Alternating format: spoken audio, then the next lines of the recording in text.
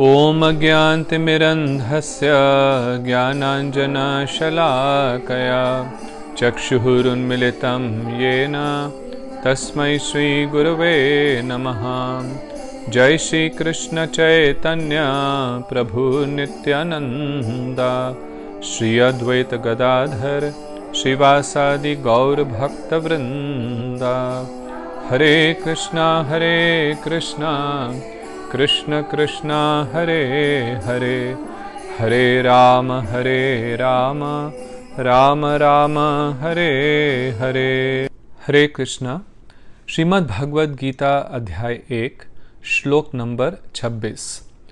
तत्र अपश्यत स्थितान पार्थ पितृनथ पितामहान आचार्यान मातुलान भ्रातॄन पुत्रान पौत्रान सखीन तथा श्वशुरान सुहृदश्च एव सेनयोर उभयोर अपि। उसके बाद अर्जुन ने दोनों सेनाओं में उपस्थित अपने पिता के भाइयों, पितामहों, आचार्यों, मामा, भाइयों, पुत्रों, पौत्रों, सखा, श्वशुरों तथा सुहृदों को देखा। अर्जुन के कहने पर जब भगवान श्री कृष्ण रथ को दोनों सेनाओं के मध्यस्थ में ले जाकर के स्थापित कर देते हैं, तब अर्जुन देखते हैं कि दोनों सेनाओं में उनके परिवार के अनेकानेक लोग उपस्थित हैं। उनके पिता के मित्र जैसे कि भूरिश्रवा, उनके पितामह भीष्म और सोमदत्त, गुरुजन जैसे द्रोणाचार्य जी, कृपाचार्य, उनके मामा शाल्य एवं शकुनी, उनके भाई दुर्योधन दुशासन, उनके पुत्र समान लक्ष्मणा और उनके मित्र अश्वत्थामा और कई हितैषी जैसे कि कृतवर्मा। दोनों सेनाएं ही लगभग उनके अपने ही सगे संबंधियों, मित्रों और हितैषियों की थीं। जब दोनों सेनाओं के बीच में खड़े होकर के अर्जुन ने दोनों सेनाओं पर दृष्टिपात किया, तब उनको इस बात की अनुभूति हुई कि उनके परिवार के कितने सदस्य इस युद्ध में लड़ मरने के लिए एकत्रित हैं। अपने परिवार की इन्वॉल्वमेंट की व्यापकता का अनुमान उनको अब हुआ। ये वे लोग थे जिनके साथ उन्होंने अपना सारा बचपन, अपनी युवा अवस्था, अपने जीवन का एक एक क्षण बिताया था। अपने पितामह भीष्म जिनकी गोद में पल करके, जिनकी छत्र छाया में पल करके वे बड़े हुए, अपने गुरुजन द्रोणाचार्य जी, कृपाचार्य जी, जिनके आश्रमों में उन्होंने धनुर्विद्या और सब प्रकार की राजनीति और अलग अलग प्रकार के ज्ञान प्राप्त किए, जिनकी कृपा के बिना आज वे इतने बड़े धनुर्धारी नहीं बनते। उनके अपने भाई बंधु दुर्योधन दुशासन, जिनके साथ वे आश्रम में पढ़े, जिनके साथ वे खेलते थे, जिनके साथ वे कई प्रकार का हास परिहास करते थे, उनके मामा, चाचा, मित्र और कितने प्रकार के हितैषी, जिनके साथ उन्होंने जीवन के कितने अनेकानेक रस अनुभव किए, आज वे ही सब इस युद्ध में आपस में लड़ने के लिए तैयार हैं। भले वो दूसरी सेना में थे, लेकिन अर्जुन का उनके प्रति जो प्रेम, आदर का भाव था वो क्षीण नहीं हुआ था। विशेष करके अपने गुरुजनों के प्रति। वे आज भी भीष्म पितामह को उतना ही प्रेम, उतना ही आदर करते थे, उतने ही उनके प्रति नतमस्तक थे जितना कि इस युद्ध में एकत्रित होने से पहले। अपने गुरु द्रोणाचार्य के प्रति उनका शिष्य की नाई उतना ही आदर भाव था जैसा पहले से। महाभारत में आता है कि जब युद्ध प्रारंभ हो गया और अब द्रोणाचार्य और अर्जुन आपस में लड़ने लगे थे, तो सबसे पहले बाण अर्जुन ने द्रोणाचार्य जी के पाँव पे दिया, पाँव के पास, पाँव के ऊपर नहीं, पाँव के पास, जैसे वो उनको प्रणाम कर रहे हैं कि हे गुरुदेव, मैं आप ही की कृपा से आज इस धनुष को चलाने के लिए, इस तीर बाण को चलाने के लायक हुआ हूँ, इस युद्ध में लड़ने के लायक हुआ हूँ, आप मुझ पर कृपा करें, मुझे आशीर्वाद दें। द्रोणाचार्य जी ने भी अपना पहला बाण ऐसे चलाया जो कि अर्जुन के सिर को छुआ और उन्होंने अर्जुन को आशीर्वाद दिया कि हे तात, हे मेरे पुत्र, हे मेरे प्रिय शिष्य, मैं तुम्हें आशीर्वाद देता हूँ कि तुम इस युद्ध में विजयी हो। तो ऐसे गुरुजन जो कि यह जानते हुए भी कि आज उनका ही शिष्य उनसे लड़ने के लिए तैयार है, उन्हें मारने के लिए तैयार है, फिर भी उसे आशीर्वाद दे रहे हैं, विजय भव का आशीर्वाद दे रहे हैं, ऐसे महान गुरुजनों, महान पितामहों से अर्जुन आज लड़ने के लिए तैयार हैं। अधिकतर युद्ध में ऐसा होता है कि जो दुश्मन है वो दूसरे देश का है, किसी दूसरी कम्युनिटी का है। वह शत्रु जब आक्रमण करता है तो अपने देश की, अपनी प्रजा, अपने लोगों की रक्षा करने के लिए क्षत्रिय लोग मर मिटने के लिए तैयार होते हैं। कभी कभी हम लोगों ने इतिहास में ये भी देखा कि दो राज्य जो आपस में लड़े वो एक ही परिवार के थे, लेकिन कुछ ही परिवार के लोग उस युद्ध में शामिल थे। लेकिन इस महाभारत के युद्ध में तो कुरु वंश का एक एक सदस्य शामिल था।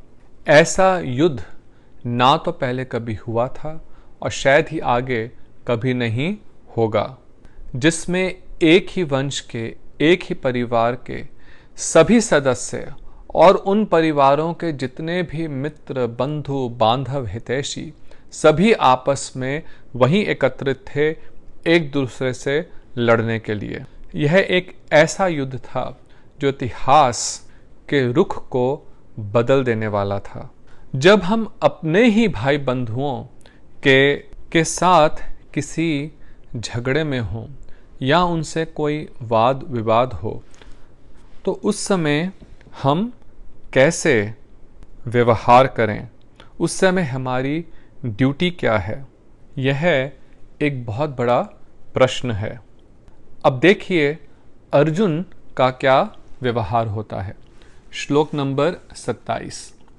तान समीक्ष्य सह कौन्तेयः सर्वान् बंधून् अवस्थितान् कृपया पर्याविष्टो विषीदन् इदम् अब्रवीत्। युद्ध भूमि में उपस्थित अपने समस्त बंधु बांधवों को देखकर अत्यंत करुणा युक्त होकर कुंती नंदन अर्जुन ने यह कहा। जब अर्जुन ने अपने इन सभी बंधु बांधवों को देखा तो उनका हृदय करुणा से भर गया, उनका मन बहुत दुखी हो गया यह देख करके कि हमारा आपस का झगड़ा आज हमें किस मोड़ पर ले आया है। हम इस अवस्था में, इस परिस्थिति में पहुंच गए हैं कि वही बंधु बांधव जो हमारे प्रेम के विषय थे, वही गुरुजन पितामह जो हमारे आदर के विषय थे, जिनके सामने हम हमेशा नतमस्तक रहते थे, वे भाई जिनको हर समय हम गले लगाते थे, आज हम उनका गला काटने के लिए इस युद्ध में एकत्रित हो गए हैं। कैसी हमारे इस जीवन की है विडंबना है कि जिनकी हमें रक्षा करनी चाहिए, युद्ध तो होता है अपने बंधु बांधवों की, अपने गुरुजनों की रक्षा करने के लिए, लेकिन ये कैसा युद्ध है कि जिनकी हमें रक्षा करनी चाहिए उन्हें ही मारने के लिए आज हम तैयार हैं। अर्जुन यह देख करके दुख से उनका हृदय विदीर्ण हो गया और साथ ही साथ उनका हृदय करुणा से भरा हुआ था, यह सोच करके कि इस युद्ध में सबको कितनी पीड़ा पहुंचेगी। एक भक्त, एक वैष्णव दूसरे जनों का, वो भले अपने हों या ना हों, अपनों का तो वो दुख देख ही नहीं सकता, परायों का भी दुख नहीं देख सकता। जैसे सुंदर भजन में गाया है, वैष्णव जन तो तेने कहिए जे पीड़ पराई जाने रे, पर दुखे उपकार करे तोए मन अभिमान ना आने रे, वैष्णव जन तो तेने कहिए जे पीड़ पराई जाने रे। कि वैष्णव जन तो वे हैं, भक्त तो वे हैं जो दूसरों के दुख को, दूसरों की पीड़ा को जानते हैं और दूसरे व्यक्तियों के दुख को दूर करने के लिए हर समय तत्पर रहते हैं, पर उपकार में तत्पर रहते हैं। हमारा दुख किस लिए है?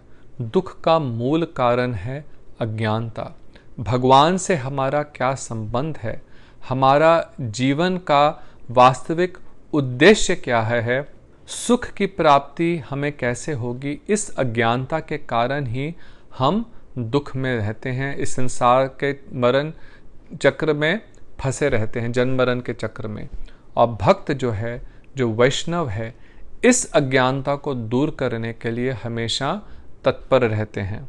हमारे आध्यात्मिक उन्नति, हमारे मानसिक सुख के लिए और हमारे शरीर में भी जो दुख है उसको दूर करने के लिए भी भक्त हमारे को सहायता देते हैं। तो भक्त तो स्वभाव से ही पर दुखी है। चैतन्य चरितामृत में कृष्णदास कविराज गोस्वामी वैष्णवों के 26 गुण बताते हैं। उसमें सबसे पहला गुण यह है कि भक्त जो वैष्णव है वो सबका हितैषी है। He is kind to everyone. वह किसी को भी अपना दुश्मन नहीं बनाता। वह सत्यवादी है और सबके प्रति समभाव है। यह पहले 4 गुण वैष्णवों के हैं जो इसी भाव पे, इसी बात पे आधारित हैं कि वह सबके प्रति समभाव, सबके हितैषी, पर दुखी और किसी से भी शत्रुता नहीं करते। शत्रुता का कारण क्या होता है कि जब हम दूसरे की उन्नति को देख करके हम उससे ईर्ष्या करते हैं, लेकिन भक्त ऐसा नहीं है। चाणक्य पंडित भी कहते हैं, मात्रवत परदारेषु पर द्रव्येषु लोष्ठवत आत्मवत सर्वभूतेषु यह पश्यति सह पंडितः। कि वास्तव में पंडित कौन है? जो कि पराई स्त्री को माता के समान देखता है और पर द्रव्येषु लोष्ठवत, दूसरे की जो धन संपत्ति है उसको मिट्टी के टुकड़े के समान देखता है। भक्त दूसरे की संपत्ति को देख करके, दूसरे की उन्नति को देख करके ईर्ष्या नहीं करता, क्योंकि उसे तो दूसरे का जो भी है वह केवल मिट्टी के समान ही नजर आता है। और सबसे बड़ा गुण क्या है कि आत्मवत सर्वभूतेषु, वह सबको, हर जीव को अपने जैसा ही ट्रीट करता है। केवल मनुष्यों को नहीं, दूसरे पशु पक्षी कीट पतंग पौधों सबके प्रति आदर का भाव रखता है। तो जो भक्त है वो कैसे किसी को मार सकता है? अर्जुन तो भगवान के इतने सबसे बड़े भक्त हैं, तो उनके अंदर इस प्रकार का भाव आना, इस प्रकार के करुणा का भाव आना स्वाभाविक ही है। देखिए, कई बार होता है, हम लोग देखते हैं कि कोई जो पुलिस में होते हैं, जो एडमिनिस्ट्रेटर्स भी होते हैं, वो जब देखते हैं कि उनका अपना ही कोई ने गलती करी है तो वो भाव उनका कुछ बदल जाता है, क्योंकि अपने ही हैं। यही अर्जुन जो बड़े से बड़े शत्रु को क्षण भर में ही परास्त कर सकते थे, आज अपने भाई बंधुओं को देख करके वह करुणा से युक्त हो गए। लेकिन इस प्रकार की परिस्थिति में हमारी क्या ड्यूटी है, हमारा क्या वास्तविक व्यवहार है? जब ये धर्म की लड़ाई है, उसमें हमें किस प्रकार से व्यवहार करना चाहिए, यही अर्जुन को कृष्ण गीता में समझाएंगे। यदि कोई व्यक्ति गलत कार्य करता है, यदि कोई व्यक्ति पाप कृत करता है, तो उसे उसका फल अवश्य मिलना चाहिए। एक भक्त के प्रति यदि हम कुछ गलत काम करते हैं, कुछ पाप करते हैं, अपराध करते हैं, तो अपनी करुणा युक्त स्वभाव के कारण भले वो भक्त हमें क्षमा कर दे, लेकिन भगवान कभी क्षमा नहीं करते।